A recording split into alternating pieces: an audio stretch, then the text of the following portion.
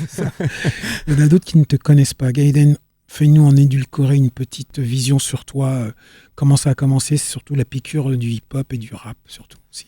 Je vais faire du mieux que je peux pour résumer 18 ans de rap en 2 minutes, mais en gros, je suis originaire d'Alfortville dans le Val-de-Marne, c'est là où j'ai grandi. Après, voilà, j'en fais pas un drapeau non plus, parce que je déménage tous les 2 ans. 18 ans de rap, j'ai commencé par les soirées 12 Inch Battle Arena au Bateau Phare. Après, c'est vrai que j'aime beaucoup la scène, l'impro et tout, donc il y a eu beaucoup d'End of the Week, tous les open mic un peu classiques sur Paris. Des albums, Rap Contender, beaucoup de gens qui m'ont connu via Rap Contenders, donc la ligue de battle a cappella. Qu'est-ce qui a fait un peu la diff entre End of the Week et Rap Contender? Qu'est-ce que tu disais de plus dans Rap Contender que tu ne faisais pas dans... Non, ce que je veux dire, c'est qu'il y a plus de gens qui m'ont connu via le Rap Contenders que par End of the Week, qui est un concours d'impro et par définition va toucher moins de gens qu'un concours de battle. C'est la science humaine, tu vois, qui veut ça. Okay. Et c'est le timing aussi, je pense qu'ils n'avaient pas forcément tout ce qui était YouTube, n'était pas ultra développé avec... Quand ils ont commencé End of the Week, c'était aux États-Unis. Le temps que ça vienne ici, je pense que c'était un... Moi, je pense pas... Après, c'est sincère, je pense que...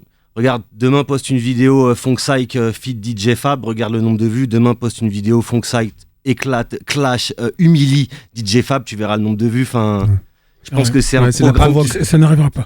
Non, mais non, je te le dis. Mais même s'il y a forcément un peu de ce que tu dis, public, en tout cas. Forcément, il y a un peu de ce que tu dis, mais je pense que la principale raison, c'est que les gens, le grand public, même va s'intéresser à un clash de 2 personnes qui se charrient plus facilement qu'à quelqu'un qui fait une impro. Technique, ouais. Voilà. Après, peut-être que c'est le fait qu'on n'est pas vraiment une nation de hip-hop. Tu vois, on pourrait faire plein de débats et tout, mais je pense que c'est juste le format déjà de base qui parle à tout le monde, le clash, tu vois. On le voit bien aujourd'hui, t'auras plus de gens qui vont regarder une embrouille que des gens qui se font un câlin, tu vois. Et je dis pas ça de façon péjorative pour le RC, vraiment pas. Ah, j'entends bien. Et pour un rappeur de ton époque, du coup, est-ce que c'était un parcours obligatoire de passer par tous ces battles, ou t'aurais pu te dire, bah non, moi je fais mes albums. Déjà des battles, j'ai presque commencé par les battles Battle Arena, en tout cas sur scène au Bateau Phare. Ouais. Donc non, obligé, franchement je me suis jamais senti obligé de rien pour la musique et même pour aller au bout, tu vois, j'ai un taf à côté, donc je fais tout pour être obligé de rien dans la musique. C'est pas ma définition d'être obligé par la musique, tu vois. Ouais. Moi j'ai besoin de savoir, Gaiden, juste avant tout ce que tu viens de citer, Rap Contender, End of the Week, qu'est-ce qui t'a piqué dans cette culture? Qu'est-ce qui te plaît et comment t'en es arrivé à te dire je veux rapper?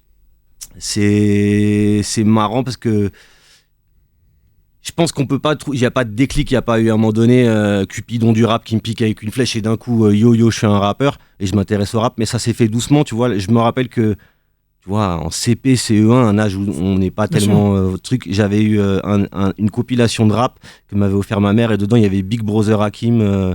Il y avait trop de rap et je me rappelle que Big Brother Hakim, il y avait un morceau qui m'avait vraiment marqué, mais je comprenais pas vraiment les paroles, j'étais tellement petit, tu vois, en CP. Plus tard, il y a eu l'album de Shuriken, le premier album que j'ai eu en cassette, qui, pareil, j'étais pas éduqué à la musique, mais les mots ils me touchaient, je comprenais ce qu'ils disaient, c'était... Et un jour, mon frère, quand je devais avoir 15-16 ans, a acheté des platines, comme plein de gens, il s'est mis à l'époque au turntablisme. Donc moi j'avais à la maison des platines, des lecteurs MD pour enregistrer ma voix, un micro, donc je me suis dit, tu vois, tout connement, comme il y a un ballon de foot, je vais faire du foot, il y a un home studio, je fais du rap, tu vois, c'est venu comme ça. Puis, classique, tu vois, t'as les copains au collège, ah ouais, on a enregistré une cassette, c'est quoi, ça a l'air trop bien, je viens avec vous, tu vois. Après je pense qu'il y a aussi des explications sociales, de l'émulation avec les gens autour de toi, tu vois. Après, mais j'ai toujours senti l'écriture, la langue française, les mots, la musique, tu vois. Les premières maquettes, c'est quoi? On est en quelle année là à peu près, grosso modo? Les premières maquettes, les premières fois que je me suis enregistré, je me rappelle que j'enregistrais ma voix avec un SM58 sur un MD, donc ma lead. Après, j'enregistrais par-dessus en passant sur l'autre lecteur MD pour faire mes bacs. Je repassais, il y avait du souffle de folie. Je sais pas, j'étais en seconde, donc je crois en avoir 15, 16, 17 ans les premières fois que j'ai commencé à faire des morceaux. Mais personne les trouvera jamais. The Lost Tapes. Ah ouais. Même moi, je les ai pas. Et toujours avec Gaiden dans les studios, on était en train justement de parler de la production de ton album. De Monsieur Goumar. Exactement. Du collectif Tour de Manège. Yes. Et le fait que très gros beatmaker. Je trouve ça très intéressant que tu prennes le temps à chaque fois de prendre un. C'est très spécial. Ouais, je trouve ça. Je suis pas sûr que ce soit spécial, mais après, tu vois, comme je suis pas très curieux, des fois, je me renseigne pas beaucoup sur les autres projets. Mais je trouve ça plus intéressant d'avoir un beatmaker sur tout l'album, comme ça tu peux aussi le mettre en avant aussi, puisqu'on méconnaît beaucoup. On met pas souvent les beatmakers en avant. C'est vrai. Pour moi c'est important, même la pochette il y a écrit Gaiden et Goumar, tu vois. Donc c'est un plaisir aussi de le faire découvrir. Franchement il est vraiment fort. Et ça fait pas aussi ça crée une ambiance? Bah bien sûr, ça crée une cohésion. C'est sûr que c'est cohérent, tu vois. J'aime bien. Après, il y a un plaisir aussi, tu vois, quand tu fais un album, des fois, comme mon premier album, Toxiplasmos. Tu fais une instru. Tu fais une instru. Je peux avoir une instru de toi. C'est cool. Mais au final, qui est mis en avant à la fin? On dirait une compile à la fin. C'est pas que je regrette pas genre mon premier album, et je dis pas que les autres albums qui font ça c'est nul. Mais t'as pas le même plaisir d'avoir tout le même beatmaker, voilà. Après, en termes de production, c'est un peu plus simple aussi, non? J'imagine. C'est simple aussi parce qu'un beatmaker, une façon de traiter les sons, quand ton ingé son il reçoit les pistes de 6 beatmakers différents. C'est pas faux. C'est 6 façons de voir la vie différentes. Complètement. Parce que tu vois, le clip que tu as sorti avec tes collègues les gens, je trouve que il est marquant. Pourtant, moi, pour arriver, Laurent, il peut te dire, arriver à me marquer sur un truc, et je lui ai dit juste après, quand il m'a envoyé le clip, j'ai trouvé très intéressant ce clip. Alors, je ne sais pas s'il y a un sous-message ou une sous-lecture qu'il faut faire, et je ne vais pas faire du Benjamin Veil, parce que j'ai pas ce pouvoir.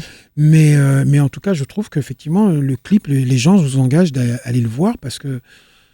J'ai même envie de te dire, même au RC et des choses comme ça, où tu t'es confronté à d'autres gens qui pouvaient parler de des trucs à la con et de beat et de machin et de grand-mère, et ben t'étais un des gars qui pour moi avait déjà encore un bagou et quelque chose derrière la tête en fait. C'est l'impression en tout cas que ça j'essaye pour dire la vérité. Au RC, tu vois, j'en ai fait des tonnes, tu vois, et les 3/4 des vannes qu'on m'a fait, les références, je les connais. Et j'ai pas été chercher derrière, genre, t'es comme Guillaume Le Thug, on m'a dit, je sais même pas qui c'est, tu vois. J'ai pas envie de chercher, tu vois. Et aujourd'hui, Gaiden, si, admettons, on revient sur ce Rap Contender, si ça revenait, tu le referais? Comme je leur dis à eux, souvent ils me proposent de revenir. J'ai pas un oui ou un non définitif. Si un jour ils me proposent qu'au feeling, je suis en adversaire, c'est cool, j'ai envie de le faire, j'irai. Si c'est que au feeling, tu vois, comme en fait, j'essaie de faire les choses au plaisir, tu vois. Si j'ai pas l'envie de le faire, je le fais pas. Je pense que c'est possible que j'en refasse un, mais je pense aussi que c'est possible que j'en fasse pas, tu vois. Ah ouais, bien sûr, bien sûr. T'as des défis que t'as pas relevés? Genre des gens qui t'auraient dit ouais, je te clash. Non, en plus je suis pas quelqu'un je vois pas la vie avec des défis, tu vois. Et pour moi, il est pas en running. Non, mais quand on pose un défi à quelqu'un, c'est vraiment le truc de t'as pas les couilles. Ah ouais, moi j'ai pas les couilles. Vas-y, donne-moi la voiture. Je marche pas avec les défis. que au plaisir. Pareil, non mais je pensais à ça et derrière. Mais je vois ce que tu veux dire. J'avais dans l'idée Cynic, un peu. Pareil. Cynic. T'as vu avec Cynic, c'est un truc que t'aurais pu refuser. Tu y as été quoi. Ouais, j'ai été à faire le battle. Et c'était propre et c'était clairement. C'était cool, c'était un plaisir. Honnêtement, c'était un plaisir à Planet Rap. Je pense que c'était un bon spectacle. Et même pour être honnête. Il y a plein de gens qui se seraient dit commencer à peser les risques et les machins. Bah ouais. Il y a plein de gens qui seraient arrêtés à ça. Ouais, mais je pense. Ouais, ça. Tu l'as je suis plié pas ou il teubé t'a non plus, plié? j'ai quand même, je protège un peu mes arrières, mais. Et tu l'as plié ou il t'a plié? Bon, ça, aucun des deux. Non, sérieusement. Plié... excuse-moi, moi j'étais spectateur, donc ouais. Ouais, plié, je pense personne n'a été plié. Après, pour moi, tu vois, même au RC, à la fin, qu'il y a un jugement avec des jurys, ça me fait chier, en fait. Pour moi, c'est... Tu vois le battle, si quelqu'un s'est fait plier, tu vas le savoir sans qu'il y ait un jury, tu vois. Après, si c'est serré, c'est au bon goût de chacun, tu vois, mais... Un jury, pour moi, ça sert à rien, tu vois. Mais ça va dans ton sens encore de dire, je fais les trucs, j'y vais, à la cool, quoi. Après, à la cool, tu sais, ça veut pas dire que je vais pas stresser avant, avoir le track et tout. Hein, je suis pas non plus, je m'en bats pas les couilles, tu vois. Mais ouais, franchement, tout au plaisir.